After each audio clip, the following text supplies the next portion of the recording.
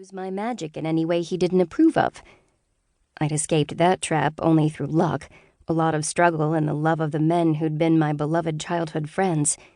But so many more witches might be caught up in their schemes, or about to be. We'd found plenty of proof. We'd stolen a hard drive from the Frankfurt's estate. Unfortunately, they and their allies had caught us before we'd been able to leave with it.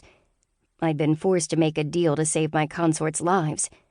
They'd sworn an oath not to do or order harm to our lives, freedom, or happiness. And I'd sworn that none of us would speak of the files we'd discovered or the crimes we'd recently uncovered. The fact that we'd managed to copy over those files before they'd destroyed that hard drive didn't help with that. I couldn't mention their contents even to my own cousin. Leslie's father and Imogen's aunt and uncle were named in those files. Only a few times as minor supporters, but that was damning enough. It was a good thing they'd come to me. "Do you know if their families were involved with the Frankfurts?" Naomi asked. She knew the basics of what had gone on. She'd been with me when I'd gotten the lead that brought us to the Frankfurts, but nowhere near the full picture. "I can't talk about that," I said, my stomach tightening. "Ah," she grimaced. "Sorry. I shouldn't have asked about that tonight. This isn't the time for thinking about that stuff. I know how hard you've been working from all the time you've spent holed up with your computer since I got here yesterday. Between you and those guys, I'm sure you'll figure something out. And at least you're keeping some of the potential victims safe until then." "That's what I keep telling myself," I said. The pressure in my gut didn't totally lift. A mischievous glint came into Naomi's eyes. "So, how has consorted life been treating you, now that you can finally settle in without worrying about getting arrested or worse?"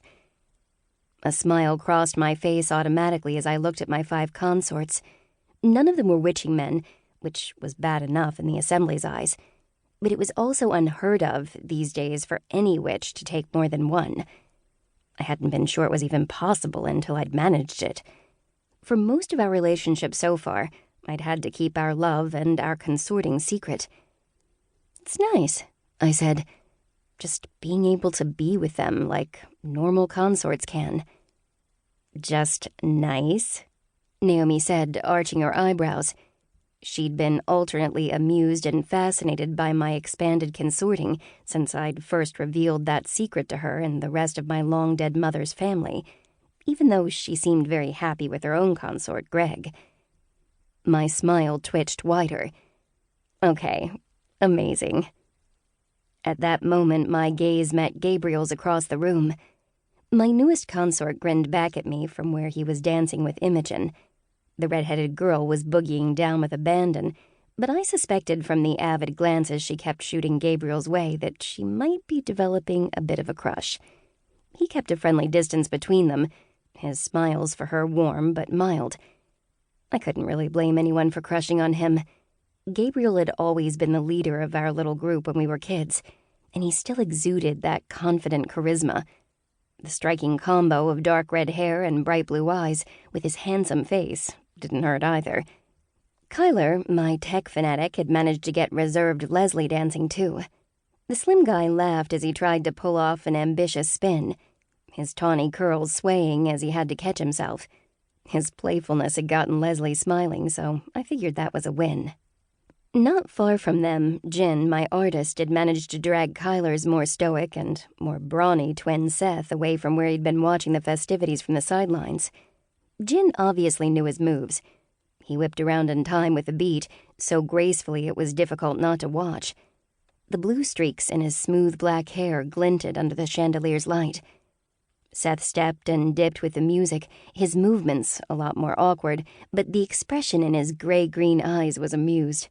As long as my consorts were all having a good time, I was happy. It was hard to tell with one of them. Damon was skulking near the wine table, nursing a beer he'd grabbed from the fridge, rather than bother with fancy glasses and vintages. His jagged, dark brown hair shaded his eyes, and the set of his shoulders suggested he was missing the protective shield of his leather jacket. He caught me looking at him, and one side of his mouth curled up. Setting down his beer, he sauntered over to us. "Doesn't seem right that the birthday girl is stuck playing Wallflower," he said. I was just catching my breath.